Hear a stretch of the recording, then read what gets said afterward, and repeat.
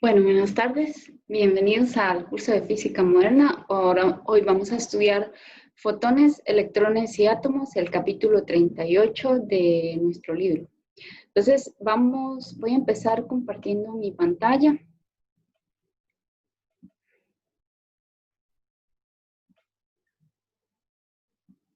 Aquí, y vamos a tener una clase muy interesante.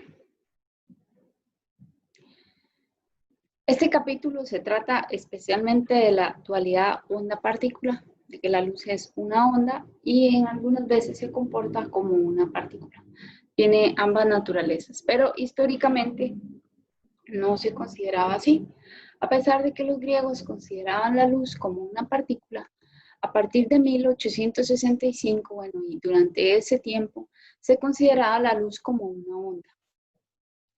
El científico que aparece en esta imagen se llama James Clerk Maxwell y él, demostró que la luz era una onda que tenía una cierta velocidad y escribió las ecuaciones de Maxwell, que son las que explican el movimiento de ondas de luz.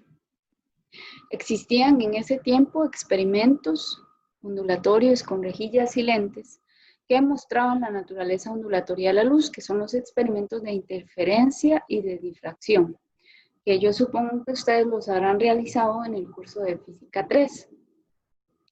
Esos experimentos consistían en colocar una fuente de luz que pasara a través de una rejilla para que la luz fuera un tipo de luz coherente, que todas las ondas de luz empezaran en la misma fase. Y luego se hacía pasar por dos rejillas separadas una distancia de entre sí, pero son rejitas muy, muy delgaditas. Entonces la luz empezó a presentar un fenómeno de que en algunos puntos aumentaba la intensidad luminosa y en otros totalmente desaparecía. Eso se llama interferencia constructiva cuando aumenta la intensidad de la luz y destructiva cuando disminuye. Y estos patrones de franjas luminosos se pueden explicar considerando que la luz es una onda y demuestran la naturaleza ondulatoria de la luz. Sin embargo, ya para esa fecha también se conocían los espectros de líneas. Y bueno, voy a explicar aquí un poco más de la naturaleza ondulatoria de la luz. Se conoce que la luz tiene una velocidad de 3 por 10 a la 8 metros por segundo. La frecuencia de la onda luminosa es como el número de ciclos por segundo. Entonces, el número de ciclos, un ciclo, 2 ciclos por el tiempo que tarda en realizarse esos ciclos. A eso se le llama la frecuencia. Tiene unidad de hercios. Otras unidades son las revoluciones por minuto y lo representamos con la letra F. La longitud de onda la representamos con la letra lambda y es la distancia entre dos perturbaciones sucesivas. Un máximo, o puede ser un mínimo y un mínimo de la perturbación. Es una distancia. Estas dos características, la longitud de onda y la frecuencia, son las que nos ayudan a discernir qué tipo de onda es, además de la velocidad, obviamente. Pero la luz, hay diferentes tipos de luz, ¿verdad? Hay un espectro electromagnético, o sea, una gran cantidad de diferentes tipos de luces que podemos discernirlas a partir de la frecuencia o de su longitud de onda. Estas dos cantidades están relacionadas a través de esta fórmula. C es igual a la frecuencia por la longitud de onda, que ya la conocemos. El periodo también es otra variable importante. El periodo es el tiempo entre dos perturbaciones sucesivas, entre dos crestas o dos valles, y también es una característica de cada tipo de luz, pero es más conocido hablar de las frecuencias o de las longitudes de onda. Existe igual una relación entre la frecuencia y el periodo. La frecuencia y el periodo son inversos. La frecuencia es 1 sobre t y la longitud de la onda de la luz se relaciona con el periodo a través de esta fórmula. C es igual a lambda sobre t. En ese tiempo, bueno, también Existía otro efecto que se estaba estudiando en 1887. Hertz descubrió el efecto fotoeléctrico, que lo vamos a explicar más adelante, pero era un efecto conocido y que no era posible explicar a partir de la teoría ondulatoria de la luz. Entonces ya había. En 1862, 860 y algo, Gustav Kirchhoff estudió lo que se llama la radiación térmica o la radiación de cuerpo negro. Un cuerpo negro es un cuerpo de este color, no es un color, lo que hace es recibir y absorber todas las longitudes de onda que entran sobre él. Este cuerpo no refleja ninguna longitud de onda. En cambio, un cuerpo de color rojo lo que hace es que absorbe toda la longitud de onda, pero refleja la de color rojo, ¿verdad? En cambio, un cuerpo de color blanco, pues en esta parte, es el que refleja toda la longitud de onda, por eso lo vemos blanco. La característica principal del cuerpo negro es que no absorbe ninguna longitud de onda. Todas las longitudes de onda las va a reflejar, las va a absorber. No va a reflejar ninguna, por eso lo vemos negro. Cuando uno anda ropa negra, igual se puede sentir más calor que si anduviera ropa blanca. Se absorbe todos los tipos de radiación. Esa es una característica de los cuerpos negros. Entonces se hacían experimentos de calentar cavidades. Ahí ya se conocían las propiedades de ese tipo de cuerpos. Se calentaba una cavidad que tenía por dentro espejos y entonces la radiación se concentraba dentro de ese cuerpo y salía muy poca radiación hacia el cuerpo. ¿Qué es lo que sucede con ese tipo de cuerpos? Bueno, con ese tipo de radiación, la radiación térmica, la radiación debido a la temperatura. Ese tipo de radiación presenta un espectro continuo, como este que nosotros vemos aquí.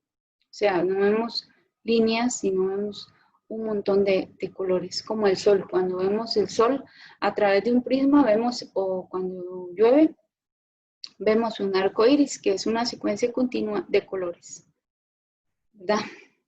Eso es un espectro térmico. El espectro del arco iris es un espectro debido a la temperatura que tiene nuestro sol. También nosotros solo podemos ver la luz visible, así que si el sol emitiera en otra longitud de onda, pues nosotros no las veríamos. Y tenemos varias características del cuerpo negro. Primero, si ustedes ven en la figura, entre más luz se presenta, entre más temperatura, 2000, 3000 Kelvin, 4000 Kelvin, más energía emiten, porque esta es la intensidad de la radiación y el área viene siendo como la energía, los watts entre metro cuadrado, energía por unidad de área, por unidad de tiempo, que es emitida por ese cuerpo. Entonces, entre más alta es la temperatura, más energía emite. También se había encontrado que existía una relación entre la longitud de onda, la que más emitía en energía, y la temperatura. Esa relación experimental se llama ley de Beam. Y lo que dice es que la temperatura por la longitud de onda en la que se emite mayor energía es igual a una constante que es igual a 2.90 por 10 a la menos 3 metros por Kelvin. La temperatura tiene que estar en Kelvin. Entonces, si nosotros calculáramos, por ejemplo, para una temperatura de 37 grados, que habría que 37 grados centígrados, que es la temperatura a la que tiene el cuerpo humano. Para esa temperatura, ¿cuál es la longitud de onda máxima a la que emite energía térmica una persona? Pues encontraríamos que las longitudes de onda están en el rango del infrarrojo. Por ejemplo, en la figura de abajo tenemos un perrito, y si el perrito lo vemos con unos sensores especiales para capturar radiación infrarroja, vemos que el perrito, bueno, emite radiación debido a su temperatura. Las partes más calientes de la cabeza son donde más tenemos nervios o centrales nerviosas, en los ojos, la boca. Luego hay animales que no son tan calientes como los reptiles. Eso se emite en un espectro térmico también infrarrojo, pero en otras longitudes de onda, un poquito más pequeñas. Cuando nosotros calentamos un objeto, por ejemplo el hierro que se ve aquí, al lado lo calentamos mucho, empieza a emitir radiación visible, digamos.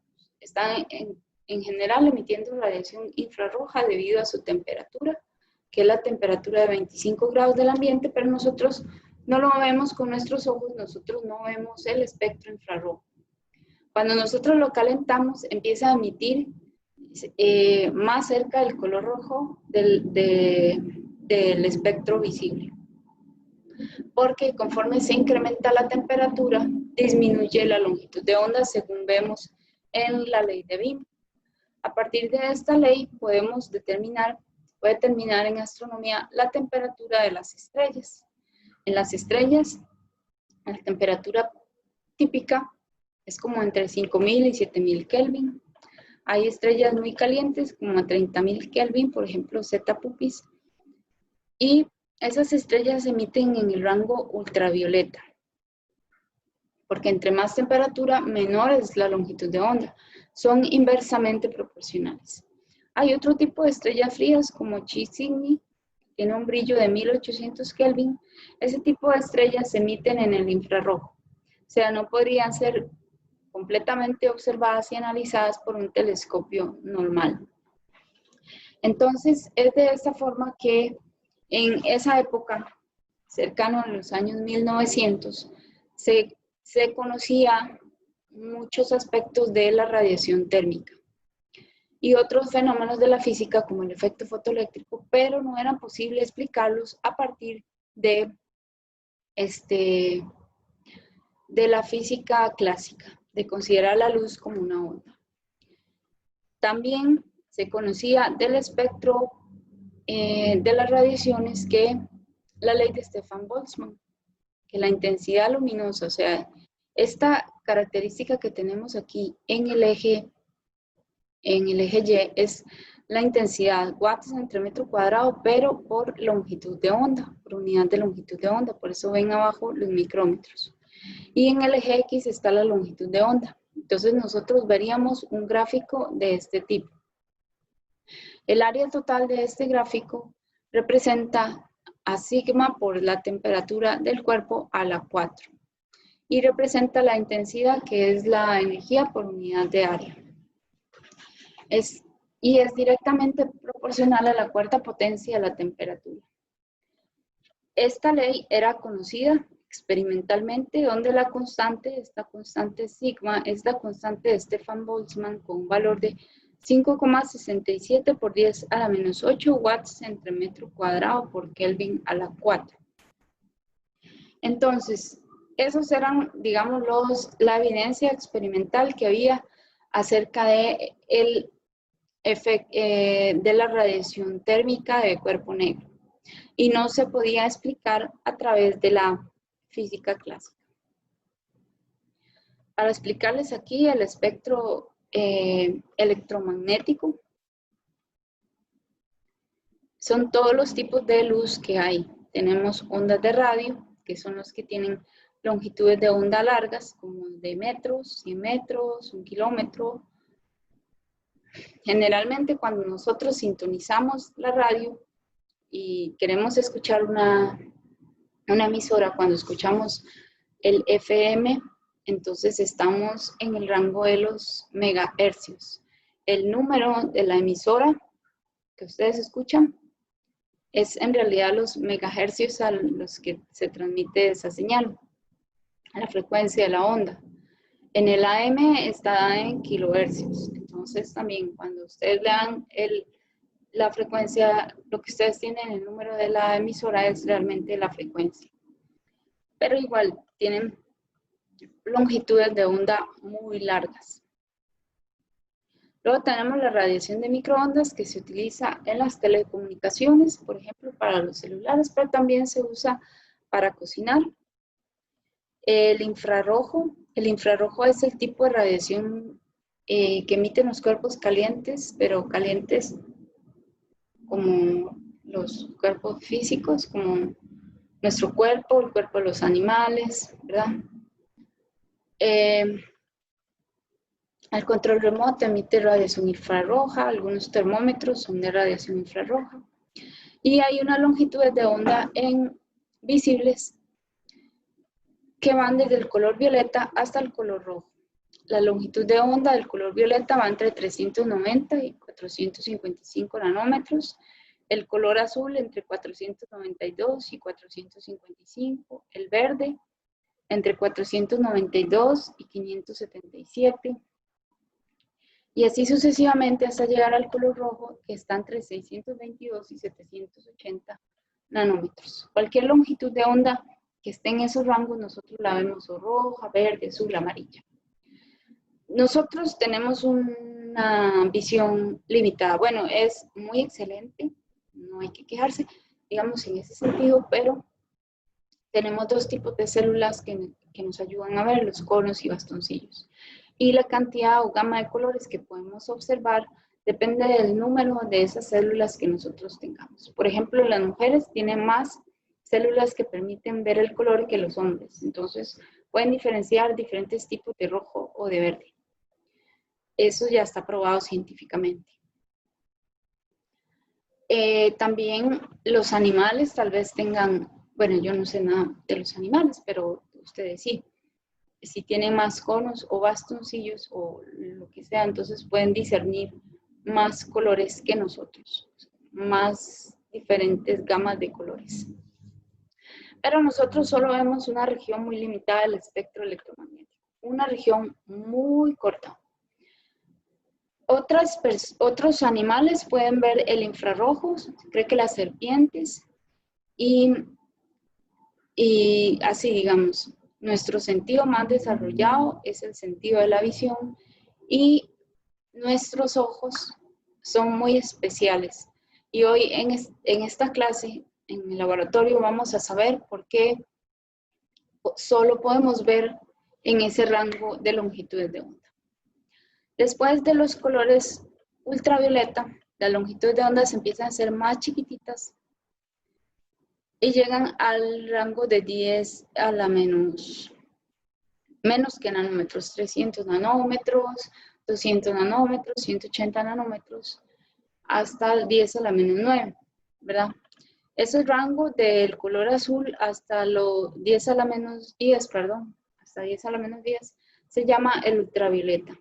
El ultravioleta es el que nos da el color de la piel, el bronceado, que es más bien cuando uno se quema, y que le da cáncer de piel también.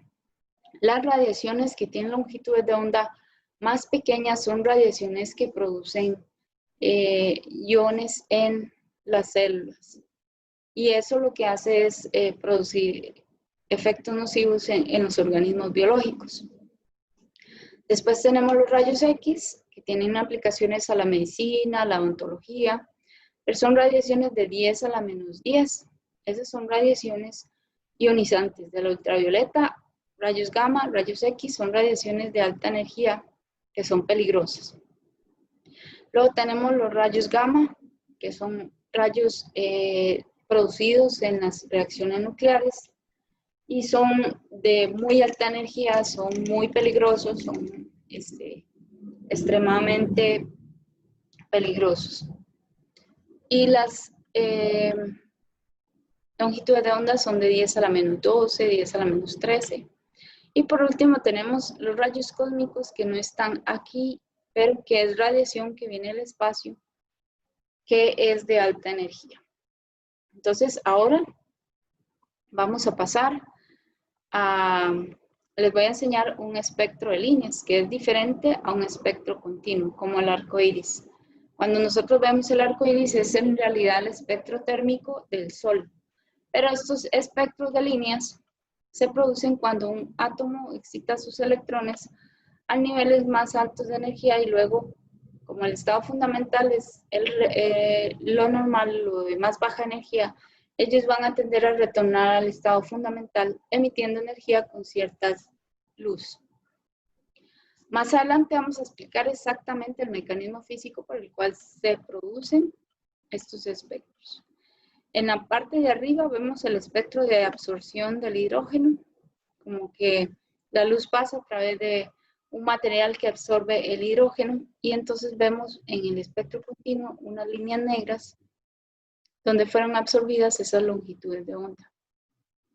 Para el espectro de emisión del mercurio, pues veríamos estas líneas de colores, todas estas, y una vez que usted encuentra esas líneas de colores en un cuerpo celeste, usted puede decir cuál es la composición de ese cuerpo celeste, cometas, asteroides, planetas. El espectro de absorción es el contrario del espectro de emisión, como que la luz pasa a través de un cuerpo que tiene mercurio, entonces esas longitudes de onda son absorbidas por ese cuerpo. Todo ese conocimiento estaba presente en esa época por el año 1900, pero no se podía entender por qué se producían esos fenómenos. Entonces, ahora nos vamos a enfocar en la radiación térmica. En la radiación térmica. Gracias.